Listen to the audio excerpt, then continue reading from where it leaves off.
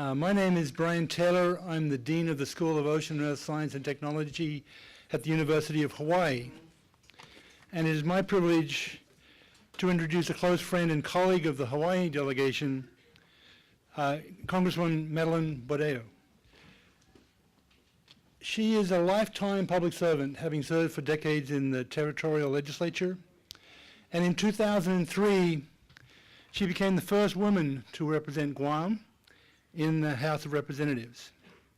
Now in her 8th term in this 115th Congress, she serves on the House Armed Services Committee and on the Committee of Natural Resources, and three particular subcommittees on sea power and projection of forces, on the Indian, Insular, and Alaskan affairs, and on water, power, and the oceans. How relevant to us. Her passion for the ocean and its importance finds natural expression in her work on those committees, one emphasis of which is her long-standing support of the protection and conservation of coral reefs, the rainforests of the ocean.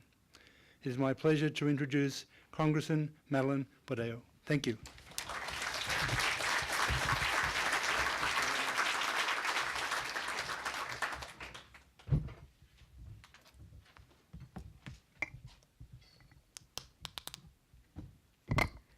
Good afternoon, everyone, and as we say on Guam, half a day. It's quite a hard act to follow the senator. He used to be in the House, so he's a very good friend of mine and a very passionate man. And I know that we have a couple more speakers from the U.S. Congress after me, so I hope I can carry my weight up here.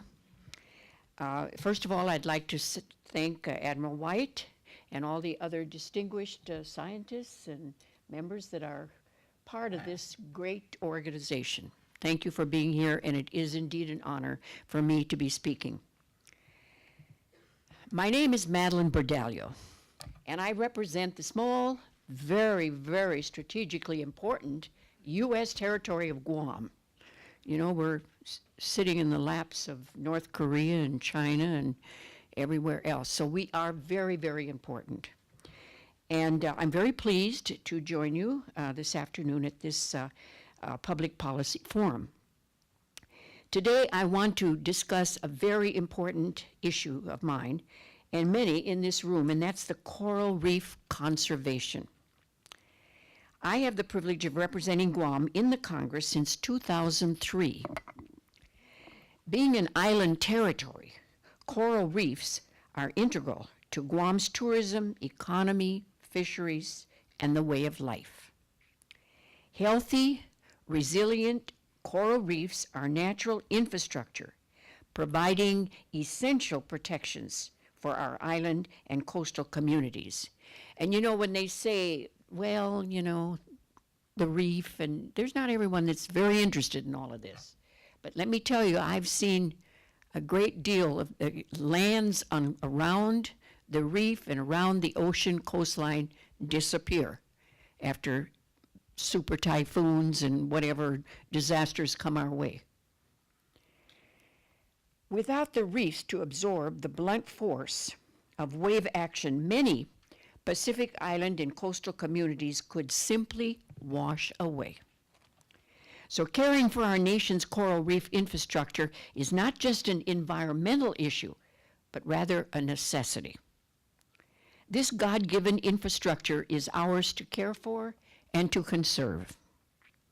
U.S. territorial waters in the Pacific support the greatest abundance of our nation's shallow water corals. Guam sits adjacent to the Western Pacific Coral Triangle, one of the most biologically diverse and important marine ecosystems on the planet.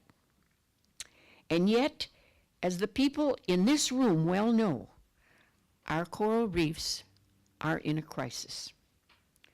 Ocean acidification, warming sea temperatures, coastal pollution, invasion species, and other stressors linked to human activity and global climate change threaten coral reef ecosystems. To date, 25 at-risk coral species have required listing under the Endangered Species Act. 25. Summer 2017 marked the end of a prolonged global coral bleaching event. Now, Guam in the Western Pacific, long home to some of the most well-preserved coral reefs in the world, were impacted severely. And I've been out on Guam since 1948, many, many years, so I have seen this happen over the decades. The challenges facing coral reef ecosystems are daunting and cannot be solved overnight. But there are actions that we can take right now to tackle these challenges head on and better protect our nation's coral reefs. The theme for this year's forum is the power of partnerships, advancing ocean science and technology. And that is exactly what our coral reefs need: powerful, strong partnerships. All of us, whether we're government, nonprofits, the scientific community, aquariums, and private enterprise, working together to safeguard our nation's coral reefs. So I am very encouraged by the work being done by many in this room in public policy, ocean conservation, marine research, coral genetics, responsible artificial reefs, aquaculture, sustainable coastal development, and climate resiliency. In Congress, our job is to support your work. So I would like to update you on my efforts currently going on now in the House of Representatives. Congress needs to take action to protect our nation's irreplaceable coral reefs, and that starts with reauthorizing the Coral Reef Conservation Act of 2000. So I will be reintroducing this bill to do just that this spring, in just a couple of months. This comprehensive reauthorization bill builds on legislation that I have sponsored in the House since 2009. It reflects coral reef work, government-wide, and proposes concrete federal actions and policy changes that should make a great difference. My bill, the Coral Reef Conservation Reauthorization Act, makes federal agencies like NOAA and the Interior Department your partners in coral reef conservation. And that means, ladies and gentlemen, more federal grant making, programmatic support, federally funded research, pilot projects, and collaboration. In particular, my bill. Now, these are the points. It strengthens the federal response to coral reef emergencies, including vessel groundings, harmful algae blooms, and unexploded ordnance that are underwater. It provides congressional authorization for the U.S. Coral Reef Task Force, which I had the opportunity to speak before recently. Supports the National Fish and Wildlife Foundation's public-private partnership with NOAA's Coral Reef Conservation Program. It directs action to minimize damage to coral reefs from invasive species, vessel impacts, marine debris, and derelict fishing gear. It develops the first ever national guidelines for environmentally responsible artificial reefs.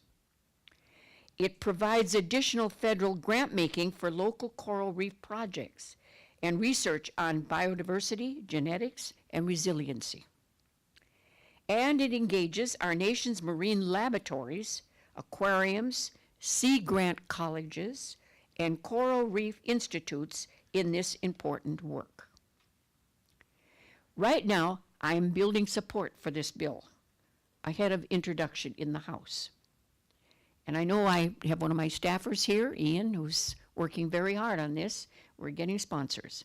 And I want to thank the ocean leadership for their endorsement, and I hope to count on all of your support for my Coral Reef Conservation Reauthorization Act. If any of you have any input, we'd love to have it. If I can encourage your representatives in the House to co-sponsor, and that would be very helpful. For additional information on the bill, if you could make a note of this, please contact my office or visit my website, bordallo.house.gov/coral.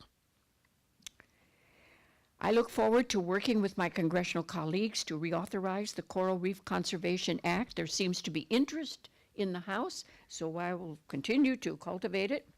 And I especially want to go on record to thank Senator Bill Nelson of Florida for his leadership on coral reef conservation in the United States Senate. And I want to thank you all for your invaluable work and commitment to ocean and coral reef conservation. And before I say goodbye, I just want to invite you to come to Guam.